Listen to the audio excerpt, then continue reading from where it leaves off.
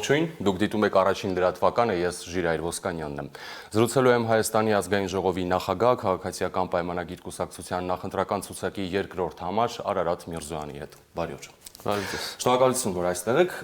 Պարոն Միրզոյան, սկսենք ձեր հոդվածից ճեղքել հուսահատությունը ճանապարհ դեպի ապագա, որտեղ ներկայացնում եք ձեր լռության հիմնական պատճառները, կիսվում եք ձեր խոհերով,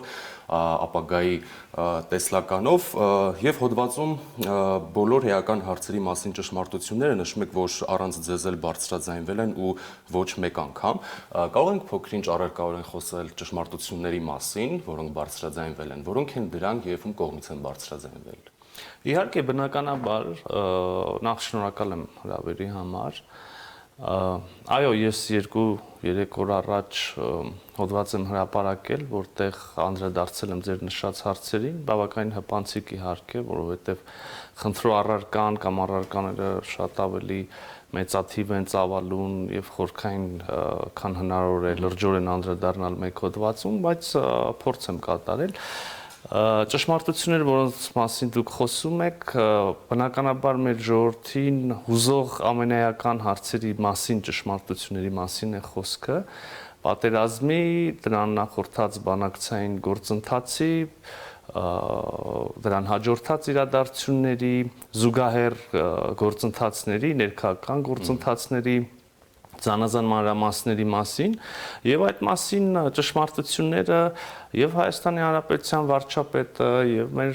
թիմակիցները զանազան բարձրաստիճան պաշտոնյաներ, ովքեր կուսակցական կապերով կապված չեն եղել առնվազն քաղաքացիական պայմանագրի կամ իմ քայլի հետ, մեկ անգամ չի որ խոսել են, որոշ դեպքերում իհարկե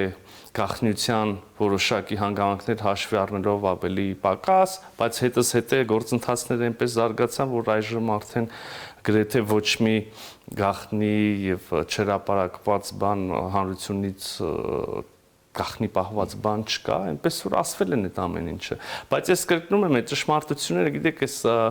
կենսաբանական աղմուկը, որ միտումնավոր բարձրացվում է, կեղծիքի ստի հորձանուտը ամեն օր ներարկվում է տեղեկատվական դաշտ, ամենակարևոր բանը երբեմն բաները անգամ երբեմն երկրորդական պլան է մղում եւ հասարակության ուշադրությունից շեղում է դրանցից։ Իսկ կարող ենք հասկանալ, թե ինչու է այդպես արվում, եթե ճշմարտությունն իմանալու, առավելևս եթե դա բարձրաձայնվում է, դրանից հետևություններ անելու, այդ ճշմարտությունից դեպի ապագա նայելու անհրաժեշտությունը մենք հիմա առավել քան երբևէ ունենք, ապա ինչու է ճշմարտությունը տարալուծվում ձեր ասած կեղծիքի եւ ստի հորձանուտում։ Նախ տարալուծվում է, բայց ես միանշանակ վստահ եմ, որ իր արմատները ժողովրդի գիտակցության մեջ, քաղաքացիների գիտակցության մեջ այնուամենայնիվ գցում է եւ իր պտուղները վստահաբար տալու է, դուք կարող եք ինքներդ դուրս գալ փողոց խոսել մարդկանց հետ մեծ հաշվով, անկեղծ ասած, իմ շփումները թույլ են տալիս ասելու, որ ես զանազան մարդկանց հետ եմ շփվում, թույլ են տալու ասելու, որ այնուամենայնիվ ժողովուրդը մեծ հաշվով ամբողջը գիտի եւ թացը չորից տարբերում է եւ իրական պատճառները գիտի եւ մեղավորներին գիտի եւ սխալները գիտի եւ ձեռքբերումները գիտի, այո, առանձին մանրամասներ գուցե լսվում եւ հետո մոռացվում են, բայց ընդհանուր գործընթացը մեր երկրի վերջին թույլ տվեք ասել, անկախությունից ի վեր ամբողջ 3 տասնամյակ տեղի ունեցած բոլոր իրադարձությունները շատ լավ գիտի մեր ժողովուրդը։ Դուք նաև հարկավոր Ինչու են բարձած այդ կեղծիքն ու սուտը ինչու է ներարկվում եւ ինչու է այդ քաոտիկ աղմուկը ստեղծվում, շատ པարզ պատճառով, նայեք, տեղի ունեցածը շատ ցավալի ողբերգական կորուստներով մի իրադարձություն էր, ընդ որում եւ մարդկային եւ տարածքային կորուստներով պատերազմը պարտվել եւ այդ պարտությունից հետո այդ շոկից դուրս գալ որևէ հանրույթի համար բնավ հեշտ բան չի եւ ահա մենք այս մեծ ողբերգության միջով ենք անցել, մեծ տրավմայի միջով ենք անցել եւ հասկանալի է, որ հասարակությունը գերզգայուն է դառնում այսպիսի հարցերում եւ հոգեբանական լրջագույն խնդիրներ եւ անկալումների անվտանգային մտահոգություններ, ապագայի նկատմամբ հավատի սասանում եւ այլն եւ այստեղ բավականին պարարտ հող է բոլոր տեսակի խաբեբաների, բոլոր տեսակի մանիպուլյատորների համար խաղալ այս նուրբ լարերի վրա, պատահական չի, որ իշխանություններին սկսեցին իրենց մարդիկ եւ իրենց կողմից վերահսկվող լրատվամիջոցները դավաճան անվանել, հա, այսպեսի սա շատ հստակ չկա որևէ դավաճանության միջադեպ, որոնք իրենք կարող են գոնե մեղադրանքի նման հերվից գոնե մեղադրանք հիշեցնող ինչ որ բան ձևակերպել եւ ասել, բայց ահա էմոցիոնալ էս զգայական լարերի վրա խաղալու համար բավականին հարմար միջավայր էր, ինչը եւ արեցին։ Իսկ հաջողվում է այդ խաղը։ Այ ես այս հարցին կարծում եմ արդեն պատասխանեցի նախորդիվ, երբ ասում էի, որ ժողովուրդը ամեն ինչ գիտի, իրականում նաեւ սա նկատի ունեի։ Դուք համարեցիք Ես չեմ ուզում կներեք բարի համար ինքնահավան ձևով պնդել, որ չեն եղել նաև մեր սխալներ կամ մենք ունենք նույն, չգիտեմ, 80%-անոց վստահությունը, որ ունենք հեղափոխությունից հետո 2018 թվականի, բայց կրկնում եմ,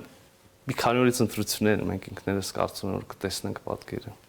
Դուք չեք հեռանում քաղաքացիական պայմանագրից, դուք թիմի հետ եք, սրա մասին եւս նշում եք, կարծում եմ ձեզ էլ են հասել տարատեսակ զրույցներ, խոսակցություններ դրա մասին եւ գուցե դա պայմանավորված էր նաեւ ձեր շենց լռությամբ,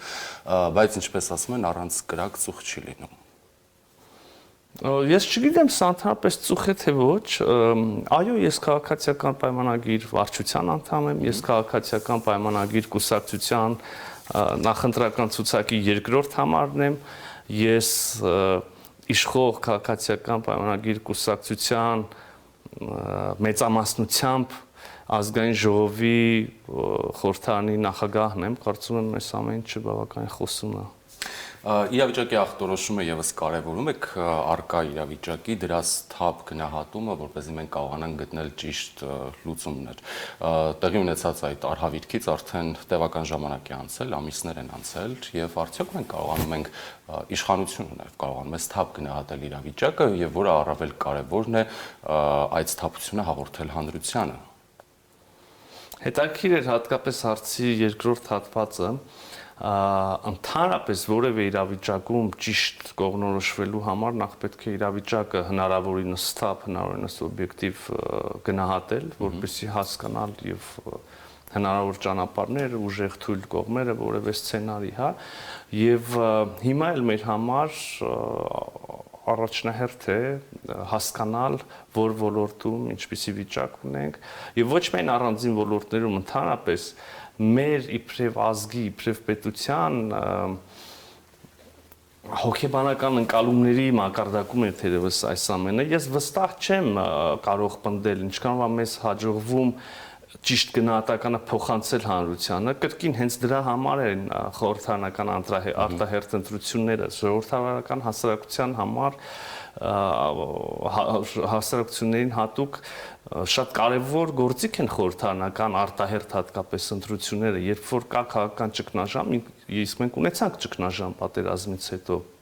Եվ ոչ միայն քաղաքական, հոգեբանական ճգնաժամ, ներհասարակական ճգնաժամ։ Ահա սա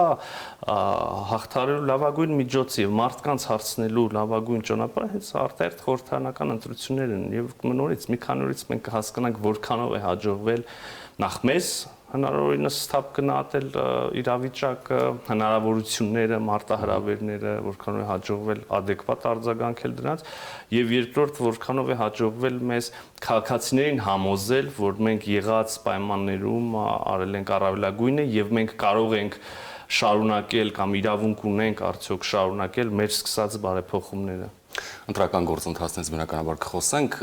դուք նաև կարմիր գծերի մասին եք խոսում, մասնավորապես երբ X քաղաքական ուժը պայքարում է իր հակառակորդ ուժի դեմ, հա, այս դեպքում քաղաքացիական պայմանագիրը, նշում եք, որ շատ հաճախ այդ կարմիր գծերը անտեսվում են եւ պայքարը ոչ թե օրվա իշխանության դեմ է, այլ արդեն պայքարը վերածվում է պետության դեմ։ Ձեզ էլ են դրանում մեղադրում հակառակ ճամբարից, որ իշխանությունը ոչ թե պետության շահերի համար է պայքարում, այլ հատել է կարմիր գծերը եւ բացառապես սեփական անվտանգության մասին է հոգում։ Տեսեք, շատ տարբեր են այն խոսույթները, որոնք կիրառվում են եւ ձևակերպները, որոնք կիրառվում են ընդդիմադիր մի քանի ուժերի կողմից եւ մեր կողմից, քաղաքացիական պայմանագրի կողմից, մեր բանախոսների կողմից անազան հարթակներում շատ տարբեր են։ Եթե իրենց դեպքում իսկապես կարելի է ասել, որ գիտեք, անտեսանելի գիծ կա իշխանությունների դեմ պայքարելու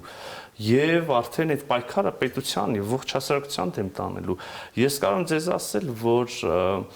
հայտարարելով այնպիսի բաներ, որոնք օրինակ կարող են մեծապես ձեռնտու լինել ոչ թե Հայաստանին, այլ օրինակ Ադրբեջանին, բանակցային գործընթացում, հուշումներ անել Ադրբեջանին, ցույց տալ Հայաստանի թույլ տեղերը, ինչքան սա իշխանությունների դեմ պայքար։ Ներողություն, սա մաքուր պատերազմ է Հայաստանի Հանրապետության դեմ եւ Հայաստանի Հանրապետությունը հիմա կան մարդիկ, կան քաղաքական ուժերի ղեկավարներ, ներկայացուցիչներ, որոնք տանում են այս պատերազմը։ Ես կրկնում եմ, երբեմն նույնիսկ տպավորություն է թողում, ստեղծվում, որ այս գործողությունները համակարգված են այսպիսի ընդդիմադիրների, որոշ ընդդիմադիրների ձևակերպումները, գործողությունները եւ Ադրբեջանի իշխանությունների գործողությունները կարծես թե համակարգված լինեն եւ մի կենտրոնից ուղղորդվեն։ Համենայն դեպս շահերը մեկին մեկ այդպիսի պարագաներում բռնում են։ Ես վստահ եմ, որ դուք նկատի ունեք մեծապես այն ուժերին, ովքեր մասնակցում են ընտրապայքարին։ Այո, Նաև, բայց ոչ միայն, բայց այո, հիմնականում։ Ես նկատի ունեմ հենց Ռոբերտ Քոչարյանի ղեկավարած ուժին, հենց Ռոբերտ Քոչարյանի, ես նկատի ունեմ Սերժ Սարգսյանի եւ նրա ղեկավարած ուժին։ Այնտեղ նախկին վարչապետ կար, կարծեմ նայել է մասնակցում Հրանտ Բագրատյանը, որ հուշում էր երբ որտեղից է պետք է հարձակվել Հայաստանի վրա։ Այնտեղ մարդիկ կան, կարծեմ նախընտրական հոլովակ ունեն, անգամ որտեղ ցույց են տալիս, թե ոնց են բայրակտարները հարվածներ հասցնում մեր զինուժին։ Այդ մարդիկ հաճիկով տարածում են հոլովակներ, որոնք ստեղծված են ադրբեջանական քարոզչամեքենայի կողմից եւ ուղղված են եւ ուղղված եղել են եւ մինչ այժմ էլ ուղղված են մեր զինվորականների ռազմական ոգին կոտրելուն եւ ընդհանրապես հայ ազգի դիմադրական ոգին կոտրելուն։ Բազմաթիվ են օրինակները։ Իսկ կան միջոցներ, որ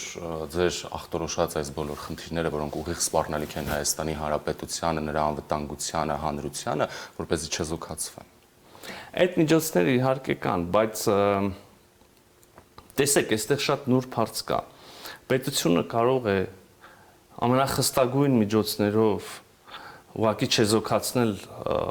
զրկել այդ մարդկանց այդպիսի քարոզչություն անելու հնարավորություններից, բայց միևնույն ժամանակ դա թույլ չի տա ժողովրդին ի վերջո լսել, տեսնել ամբողջ ներկա պնակը եւ կատարել ճիշտ ընտրություն, լսել փաստարկներն ու հակափաստարկները։ Անշուշտ այստեղ ցավալի կողմ կա, որ ժողովուրդը հոգեբանական տերորի է իսկապես ենթարկվում, մի հարցով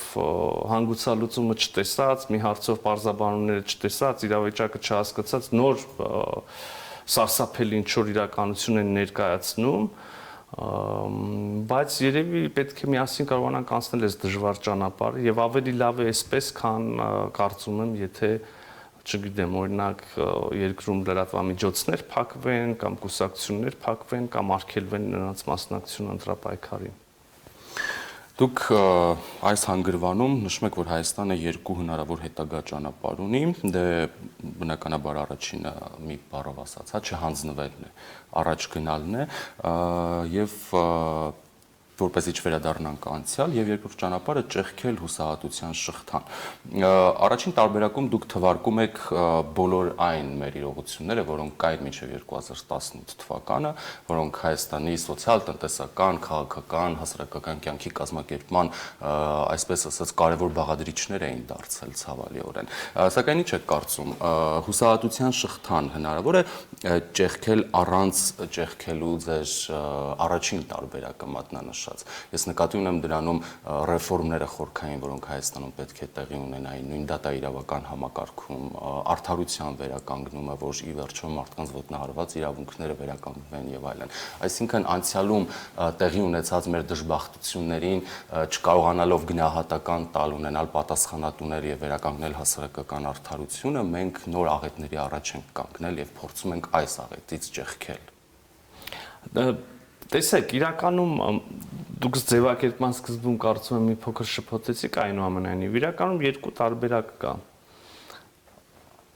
Համակերպվել, հրաժարվել, ընդհանրապես լավ Հայաստան ունենալու մասին երազանքից, հրաժարվել նրանից, ինչը մեզ բոլորին հանել էր փողոց 2018-ին, հա, հրաժարվել նոր հնարավորություններից, հրաժարվել ազատ տնտեսությունից, հրաժարվել քաղաքացիական զանազան իրավունքներից, հիշում եք բոլորդ ինչպիսի միջավայրում էինք ապրում 2010 հանձնվել, ընդհանրապես փակել դռները, հա։ Մյուս կատարբերակ հետևյալն է, լավ, պատերազմը պարտվել ենք, լավ սոսկալի կորուստներ ենք կրել։ Եվ ինչ, պիտի ազգովի մեռնենք, պիտի այլևս Հայաստանի Հանրապետություն չլինի, թե այնուամենայնիվ մենք պիտի մեզ հավաքենք, մենք պիտի շտկենք մեր մեջքը եւ քայլ, աղյուս նոր ապագա կառուցենք։ Որի նախադրյալները իդեպ կան, այդպես չի, որ ամեն ինչ վերջացած է։ Նորից պիտի երեխաներ ծնվեն, գնան դպրոց, նորից պիտի աշխատատեղեր, տնտեսությունը շնչում է, հասկանում եք, այդպիսի ունիկալ բան հազվադեպ է պատահում։ Ուրեմն 2020 թվականին համավարակի պայմաններում, կործանար պատերազմի պայմաններում դրանից հետո մեր տնտեսությունը փառք Աստծո ծնկի չեկավ։ Սա ինչ է նշանակում։ Ծնկի չեկավ նաև կատարված բարեփոխումների շնորհիվ։ Նաև պետություն եւ բիզնես այն հարաբերությունների շնորհիվ, որոնք հաստատվել էին հեղափոխությունից հետո։ Այդպես չի, որ ամեն ինչ ավարտված է։ Ես կարծում եմ, մենք պետք է, հա, երկրորդ տարբերակը, որ ես առաջարկում եմ, այնուամենայնիվ դուրս գալ այդ հոգեբանական փակուղուց, ճեղքել այդ հուսահատության շղթան եւ նոր ապագա կառուցել, նորից կյանք կառուցել։ Մենք բազմաթիվ ռեֆորմներ ունենք, որոնք սկսվել են եւ արդեն պտուղներ են տվել առաջին հերթին տնտեսական բազմաթիվ այլ մենք բազմաթիվ ռեֆորմներ ունենք, որոնք ընթացքում են արդեն պիտի իրենց արդյունքները ցույց տան, ռեֆորմներ ունենք, որոնք նոր ենք սկսել, նույն դատաիրավականն է, դա այդ process-ը ավարտված չի, բան չի ամբողջապես բավարարության զգացում եւ քաղաքացիները եւ մենք իշխանություն չունեինք, չէ, որովհետեւ մենք քայլեր ենք ձեռնարկել, այդ թվում եւ օրենսդրական փոփոխություններ, որոնք արդեն քիչ-քիչ պիտի սկսեն արդյունք տալ։ Առաջ գնալու ճանապարհներից մեկն էլ առաջարկում է հենց ձեր ուժը։ Ինչու նորից քաղաքացիական պայմանագրին պետք է հանրությունը ձայն տա։ Ասեմ, որովհետև քաղաքացիական պայմանագիրն է ի վերջո իմ քայլը խմբակցության առանցքը եղել, հա, եւ հենց քաղաքացիական պայմանագիր կուսակցությունն է այս փոփոխությունների օրակարգը ընդհանրապես առաջ բերել, այսինքն նախկինում եղել են փորձեր, առաջարկվել են այս օրակարգ այդ թվում եւ հեղափոխություններ, բայց այնպես է ստացվել դա առանձին քննարկման վերլուծության առարկա է, թե ինչպես եղավ, որ հենց մեր ուժը հենց 2018-ին կարողացավ համախմբել մարդկանց այս նպատակների շուրջ, այդպիսի մեծ քանակով, հա, ինչև է դա թողնենք, բայց հենց մեր ուժն էր, որին հաջողվեց այդ կրակի վերջո վառել, հա, այդ փոփոխությունների օրակարգը բերել առաջ, ստանալ մարդկանց համաձայնությունը, հավանությունը, անել իշխանափոխություն, անել առաջի դեմոկրատական ընտրությունները, չգիտեմ, գուցեև աննախադեպ մեր երրորդ հանրապետության պատմության ընթացքում կամ առաջին ընտրություններն էին, ասում են, եղել այդպիսին եւ այնուհետեւ երկար ժամանակ չեն եղել այդպիսի ընտրություններ եւ սկսել այն փոփոխությունները, որոնք քիչ առաջ ասեցի, լավ ի վերջո մոնոպոլիաները վերացել են, արհեստական բիզնես մոնոպոլիաները վերացել են, բոլորը ազատ են իրենց նախընտրած տնտեսական գործունեությամբ զբաղվելու եւ անում են դա, անում են բիզնեսներից ավելորդ ոչ թափանցիկ, ստվերային հարկեր հավաքվում են, ոչ, չեն հավաքվում, կարողանում են շնչել։ Նույն փոփոխությունները գնում են կրթության արդիականացման ճանապարհով են գնում, այդ համակարգն են այդտեղ են փոփոխություններ նախաձեռնվել, առողջապահության համակարգը քանի տոկոսով ավելացել է, 80%-ով կարծեմ ավելացրեցինք առողջապահության ֆինանսավորումը։ Բազմաթիվ են ծրագրերը, որոնք կարող ենք թվարկել ու թվարկել։ Ահա այս ամենը մի մասը արված է, մի մասը դեռ ծրագրված է, ընթացքում է կամ պիտի սկսենք անել եւ մենք ունենք մեր նախընտրական ծրագիրը եւ սա ենք առաջարկում քաղաքացիին, առաջարկում ենք հավատալ Հայաստանի ապագային եւ մեզ հետ միասին մեզ պատվիրակել կառուցել այդ ապագան իրենց հետ միասին։ Ձեզ հիմա նաև շատ հաճախ մեղադրում են այնպիսի բաներում, ինչի դեմ նաև ինչի մասին էր նաև հենց հեղափոխությունը, մասնավորապես վերջերս սկսել են խոսել, որ իշխանությունը համալրում է արդեն նախորդների շարքերը այն իմաստով, որ դուք էլ սկսել եք այսպես ասած սերտաճել բիզնեսի հետ։ Ես կուզեի, որ գոնե մեկ օրինակ բերեն այդպիսի, մեկ օրինակ, որը կվկայեր խոսեր այդ տենդենսի մասին։ Անկեղծ ասած, ես առաջի անգամ լսում։ Դա մասնավորապես ձեր ցուցակի հրապարակումից հետո էր։ Դուք նկատի ունեք Խաչատուր Սուքասյանի մեր ցուցակը, Խաչատուր Սուքասյանը, այո, եւ Գուրգեն Արսենյանը հաջողակ գործարարներ են, որոնք կարող են իրենց սեփականությունը հանձնել հավատարմագրային կառավարման եւ զբաղեցնել այլ պաշտոններ։ Ես այստեղ մեծ խնդիր չեմ տեսնում։ Խնդիրը ուրիշ բանի մասին է, մենք ուրիշ բանից ենք բողոքել։ Մենք բողոքել ենք նրանից եւ ժողովուրդը եւ մենք որպես քաղաքական ուժ նրանից, որ մարդիկ օգտագործել են պետական պաշտոնները իրենց բիզնեսների համար արտոնյալ պայմաններ ստեղծելու համար։ Այդտեղ բազմաթիվ են օրինակները, կարող եք սկսել պետեկամուտների եւ ֆինանսների նախարար Գագիկ Խաչատրյանից, ավարտել չգիտեմ ումով։ Չկար համարյա մի որևէ բարձրաստիճան պաշտոնյա, որ իր բիզնեսները չուներ, այնտեղ բանանի ներկրում կար, բենզինի, որևէ ոլորտ, որևէ ապրանքատեսակ կարող եք ասել, որ սա պատկանել է այս բիզնես, այսինչ падգամավորին են, ինչ դատախազին են, ինչ նախարարին։ Մեր ժամանակ այդպիսի բան չկա, երբ որ հանկարծ քաղաքացիական պայմանագիր կուսակցության անդամ եւ մեր իշխանության բերումով որևէ պաշտոնյա падգամավոր նախարար այլ պաշտոն զբաղեցնող անձ արտոնյալ պայմաններ կստեղծի իր սեփականության համար, իր բիզնեսի համար, այն ժամանակ ձեր դիտարկումը տեղին կլինի։ Արդեն երկրորդ անգամ հիշատակվում է, որ Թավշյա հեղափոխության երկրորդ փուլի մեկնարկն է տրվում, որը լինելու է Պողպատյա հեղափոխություն։ Սրա մասին խոսեց նաև մարզային այցելությունների ժամանակ վարչապետի պաշտոնը կատարել, ինչ է այն իրենից ենթադրում։ Տեսեք, 2018 թվականի հեղափոխությունը պայմանական մեծ համաներում հայտարարեց բոլորիս, ես նույնիսկ առաջին դեմքով սա կասեմ, բոլոր այն մարդկանց, ովքեր որևէ կերպ եղել են առնչություն ունեցել իշխանությունների հետ, պետական ծառայության, պետական կառավարման,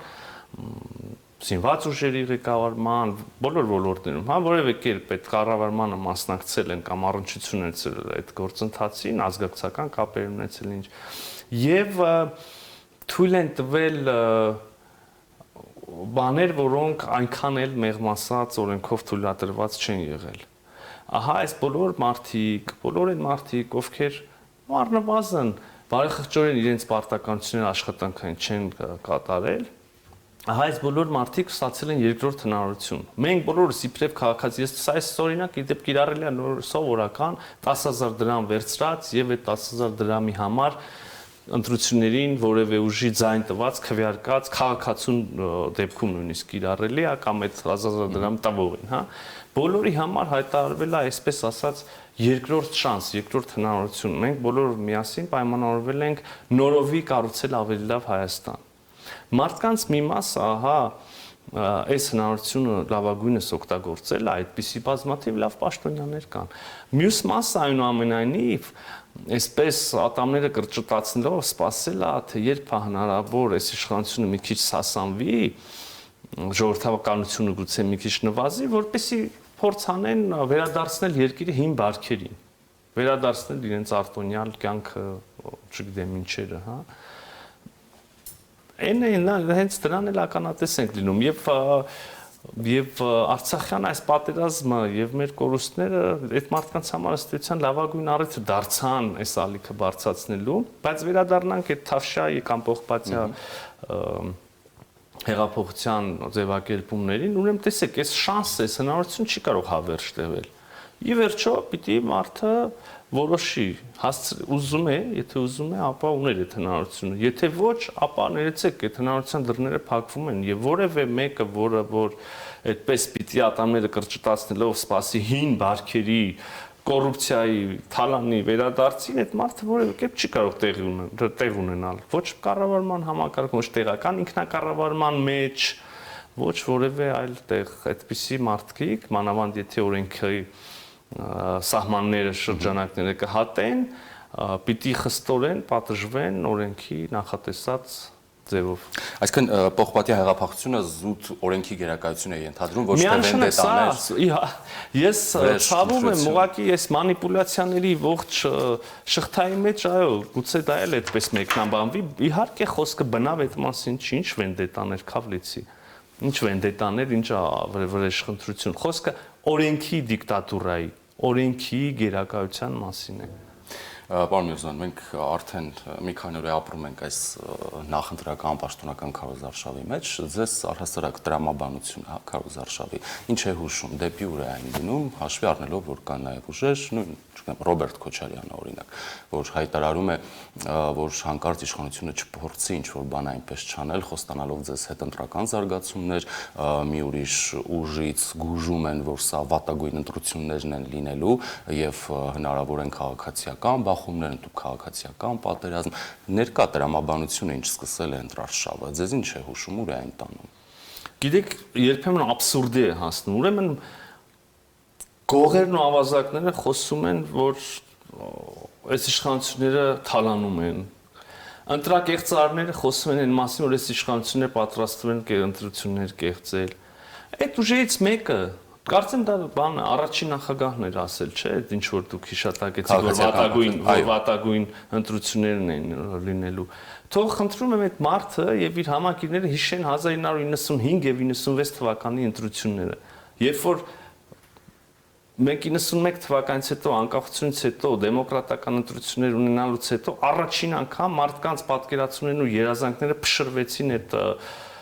ընտրակեղծարության ժայռերին, որոնք հիմնադրեցին եւ կես առաջին իրականացրեցին իրենք 95 եւ 96 թվականին։ Իրենց ինչ է թվում մարդկանց հիշողությունը այդքան կարճ է կամ մենք մոռացել ենք կամ վերջ, որ պատերազմ եղավ Արցախյան, էլ ոչ մեկ չի հիշում, որ իրենք ընտրություն են կեղծել, այն մյուսները մարդ են սպանել Երևանի փողոցներում մարտի 1-ին կամ հարսնաքարներում կամ չգիտեմ, Պապլավոկի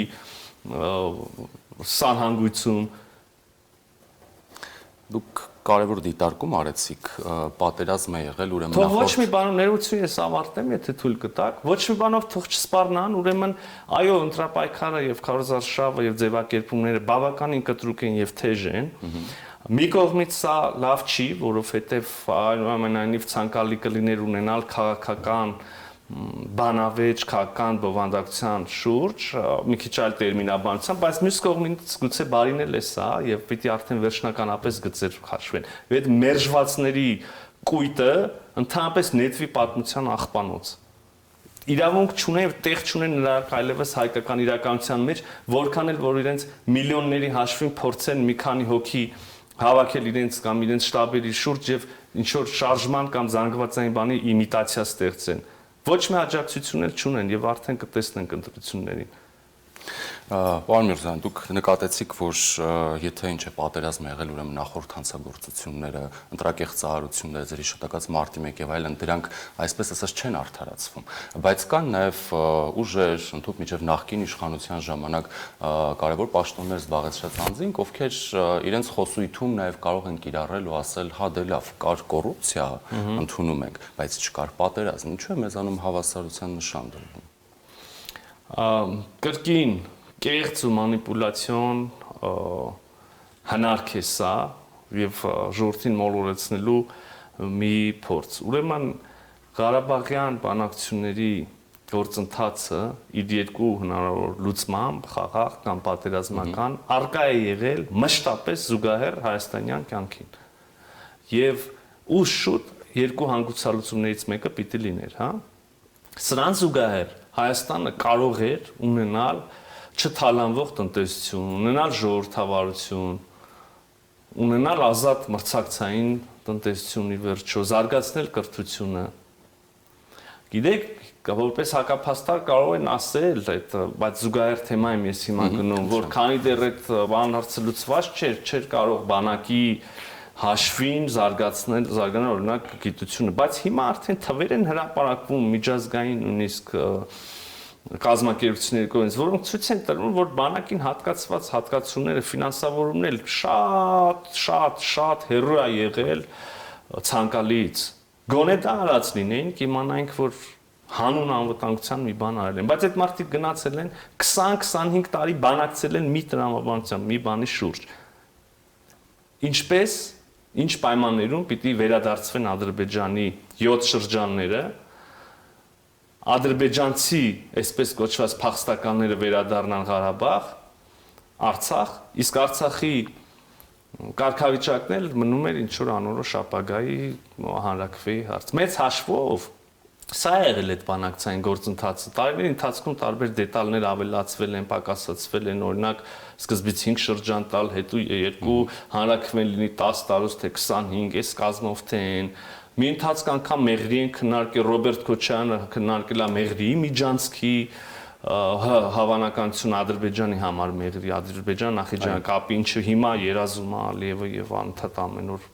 փորձում է այս մասին խոսա։ Եվ համաձայն չեն եղել Վազգեն Սարգսյանն ու Կարեն Դեմիրճյանը, բնականաբար մինչև հոկտեմբերի 27-ն է սա եղել։ Բայց սա է եղել բանակցային գործընթացը։ Հակառակ դեպքում ինչի եւ համաձայն է եղել։ Ոչ մեկ էլ տենց բան չի, դետալներն են փորձել բան անեն։ Եթե համաձայն չեն եղել, ինչի՞ է Սերժ Սարգսյանը գնացել Ստեփանակերտ, հավաքել Արցախյան քաղաքական ռազմական շրջանակների բարձրաստիճան ներկայացուցիչներ եւ ասել, եթե չտվեցիք, եթե չհամաձայնեցիք հանձնել, ոնց որ հիմա Կարս եք երգում, Ստեփանակերտ եք երգելու։ Սա իրողություն է։ Եվ այս մարդիկ մեզ մեղադրում են հանձնելու մեջ։ Մենք փորձել ենք կանխենք այս գործարար ընթացքը։ Մենք հուսահատ այո, բայց կռիվ ենք տվել փրկելու Արցախը։ Նախկին բանակցային տրամաբանությունը, համաձայնություններն են այսօր հիմք տալիս Ալիևին հոխորտալու պահանջել ավելին։ Ադրբեջանը ռազմական հաջողություններ ունեցել եւ հիմա պիտի փորձի ավելի ու ավելի մեծ հավակնություններ դրսևորի հուսալով, որ այս հարցում կստացվի, այն հարցում փորձում ան, նոր պայմաններում նոր դիրքավորում ան փորձում անի։ Եվ այստեղ մեր իմունիտետը, այսպես ասած, մեր դիմադրողականությունը շատ կարևոր է։ Եվ կրկին վերադառնալու խոսակցության սկզբին, այստեղ է, որ կործանարար դեր են խաղում որոշ ընդդիմադիր ուժեր։ Կործանարար։ Ընտրությունները բնականաբար մեխանիկական ակտ չեն լինելու, մանավանդ այս բախտորոշ, վճռորոշ ժամանակաշրջանում, որոնք են կարմիր գծերը, որոնցով հանրությունը կողմնորոշվելու է։ Ես կարծում եմ այնուամենայնիվ մեր հանրությունը կողմնորոշվելու երկու հիմնական գործոնով, երկու հիմնական հանգամանքով է պայմանավորվելու իր ընտրությունը։ Նախ հանրությունը որոշելու է,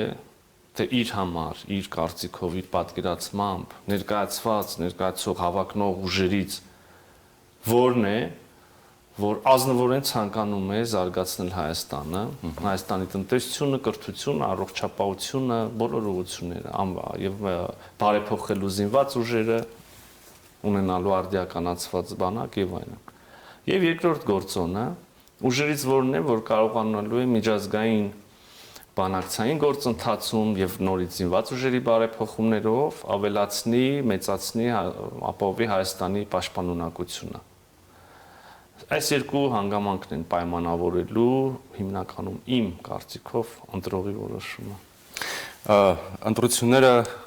բնականաբար պետք է ընթանան քաղաքացու ազատ կամ արտահայտման, դրա պաշտպանության երաշխավորման մթնոլորտում, իշխանությունը կարողանալու է երաշխավորել քաղաքացու ազատ ընտրությունը այս արտահերթ ընտրություններում, ինչու եմ սա հարցնում, որովհետև արդեն մենք ունենք ձերբակալված անձինք, նույն պատիվ ունեմ Դաշնքից, Բարգավաճ Հայաստանից, ովքեր բռնվել են հենց մի քանի միլիոնի եւ ինչ-որ սննդամթերքով տեսքով կաշառք բաժանելու մեջ։ Տեսեք, էական չի, որ ուժից են դա, այսինքն էական է, բայց դա այլ թեմա է։ Զուտ պետության տեսանկյունից ուղղակի հիմա որպեսի ֆիքսենք, ոչ թե ընդդիմադիրներ են բռնվել ոստիկանության կողմից կամ ԱԱԾ կողմից, այլ մարդիկ, ովքեր փորձեն ընտրակաշառք տալ, հա, սա հանցագործություն է, դրա համար էլ բռնվել են։ Եվ այսուհետև եւս, եւ քվեարկության օրը եւս մեր իրավապահ համակարգը պիտի երաշխավորի, որ բոլոր նրանք, ովքեր կանցնեն օրենքով թույլատրված սահմանները, կարժանանան համապատասխան վերաբերմունքի եւ կստանան համապատասխան պատիժ։ Մենք որպես քաղաքական ուժ եւ իշխանություն մեր կողմից անելու ենք հնարավորը ամեն ինչ, որպեսզի Հայաստանը հերթական անգամ, արդեն կարող ենք ասել հերթական անգամ եւ այսուհետ մեկ ընդմիշտ ամրագրի, որ ընտրությունները Հայաստանում ազատ, արդար, թափանցիկ եւ ժողովրդավարական են։ Եվ նաև այստեղ երրորդ կոմպոնենտն է պիտի ավելացնեմ, բացի իրավապահամակարգից, քաղաքական իշխանություններից, նաև կա երրորդ կոմպոնենտը, սա նաև ինչպես 2018-ին, ինչպես այսօր, այդպես էլ հետայսու, ինչպես բոլոր ժողովրդարական երկրներում, նաև քաղաքացու գործն է եւ քաղաքացին էլ այստեղ ունի անելիք։ Այսինքն ընտրության ցանկացած արդյունքի հետ հաշտեք լինելու։ Արդար, ազատ, թափանցիկ ժողովրդավարական ընտրությունների արդյունքների հետ որևէ քաղաքական ուժ թող չփորձվի, հաշտ չլինի, չփորձվի, չհնազանդվի, հլու հնազանդ, խելոք գլուխները կախ, բոլորը պիտի ընդունեն այն որոշում, որը կկայացնի քաղաքացին։ Հակառակ պարագայում կրկին օրենքի թույլատրած սահմանները անցնելու համար մեր օրենսդրությունը նախատեսում է շատ կոնկրետ գործիքներ։ Շնորհակալ եմ զրույցի համար, հաջողություն եմ մաղթում։ Ես եմ շնորհակալ։ Հարգելի հեռուստադիտողներ, տաղավարում Հայաստանի ազգային ժողովի նախագահ, քաղաքացիական պայմանագիր կուսակցության նախընտրական ցուցակի երկրորդ համար Արարատ Միրզոյանն էր։ Շարունակեք հետևել մեր աշխատանքին։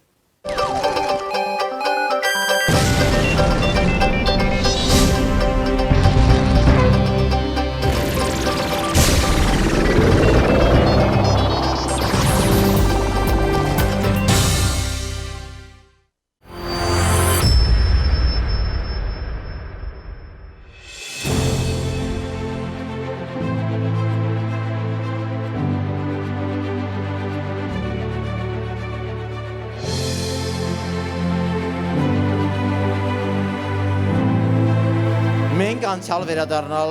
այլևս չենք կարող, ինչպես եւ չենք կարող թույլ տալ անցյալի ռևանշ։ Թույլ տալով ետ շրջել այն հնարավորությունը, որը թվում էր թե ձեռք է բերվել 2018 թվականին որպես ուժեղ բարեկեցիկ ապահով պետություն ստեղծելու հերթական մեկնարկ։ 30-ամյա վաղեմության կուտակված խնդիրներից մինչև հետ պատերազմյա ծանր խնդիրների մի ողջ բազմազանություն ապագայի հետ կապված մեծագույն անորոշություններ են ստեղծել մեր հասարակության մեջ։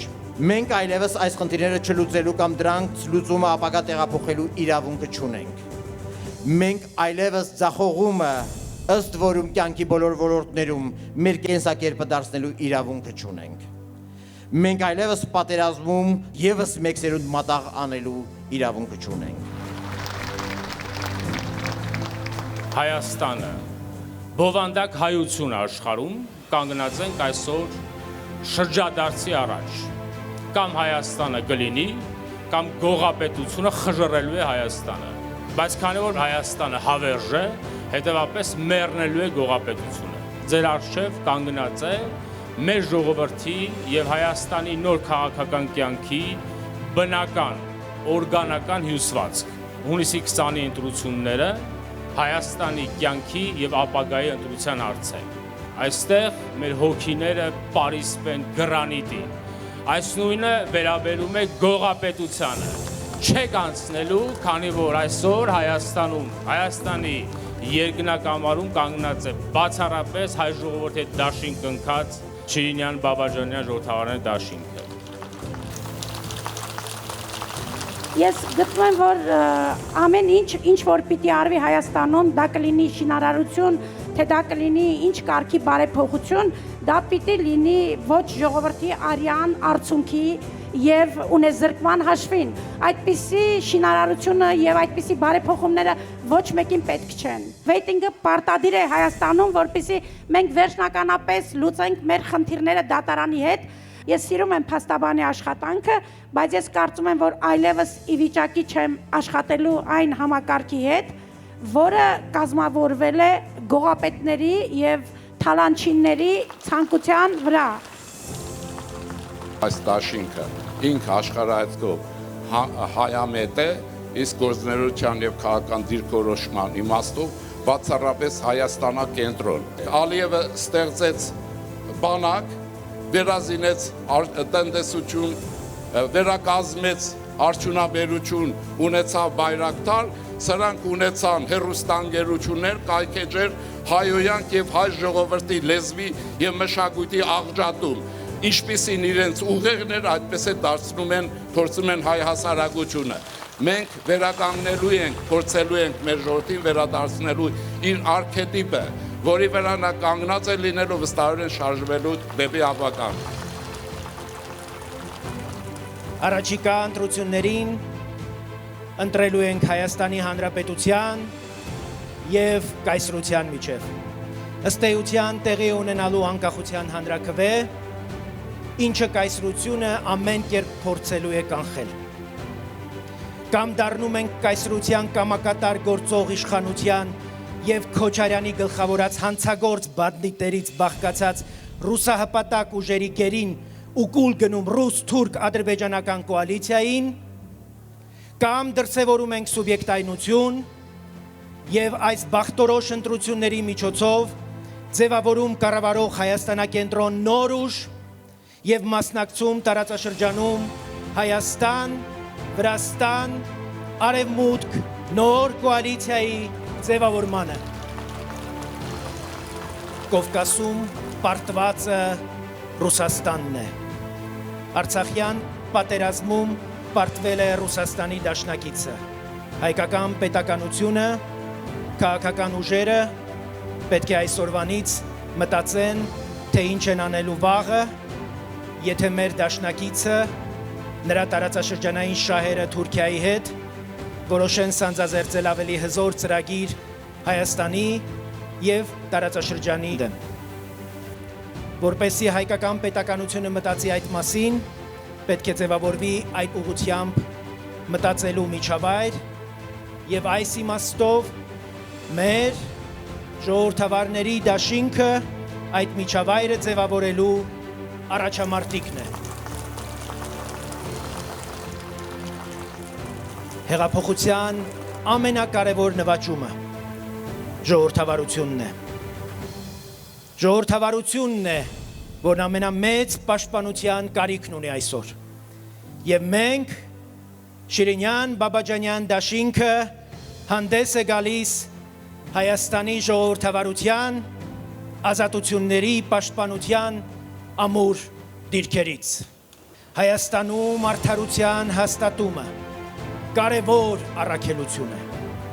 Մեզ համար չկա մարտի 1-ի փակված գործ, չկա հոկտեմբեր 27-ի փակված գործ։ Այս գործերի բացահայտումը մեր պետության եւ պետականության համար ունեն գոյաբանական նշանակություն եւ մենք հասնելու ենք դրան, անկախ ներքին եւ արտաքին սպառնալիքներից։ Ոչ մի կոռուպցիոներ ու թալանչի, մաֆիոզ ու բանդիտ չի պլստալու պատասխանատվությունից։ Մենք գիտենք դրանց բոլորին ականջից բռնելու եւ պատասխանատվության կանչելու ձևերը։ Հայաստանում հաստատվելու է արդարություն եւ արդարության հաստատումը Հայաստանում այլընտրանք չի ունենալու։